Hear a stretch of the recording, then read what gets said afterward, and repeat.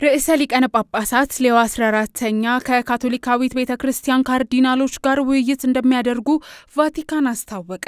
ርዕሰ ሊቃነ ጳጳሳት ሌዮ 14ኛ ከሰኔ 19 እስከ 20 2018 ዓመተ ምህረት ከካርዲናሎች ጋር የሚያደርጉትን ጉባኤ ይፋ ያደረገች ሲሆን ውይይቱ በቤተክርስቲያን በዓለም ወቅታዊ ሁኔታ እንዲሁም በሲኖዶስ አተገባበር ላይ የሚያተኩር እንደሆነ ታውቋል።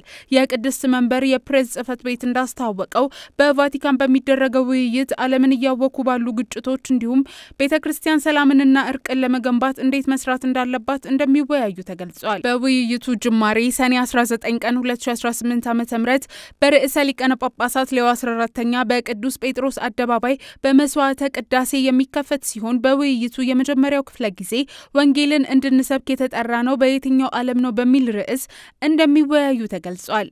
በሁለተኛው ቀን ስለ ስልጣኔ ባህል እንዲሁም ርዕሰ ሊቃነ ጳጳሳት ሌዮ 14ኛ ሐዋርያዊ መልእክት የሰው ልጅ አስደናቂነት ላይ ውይይት እንደሚቀርብ ቫቲካን አስታውቋል።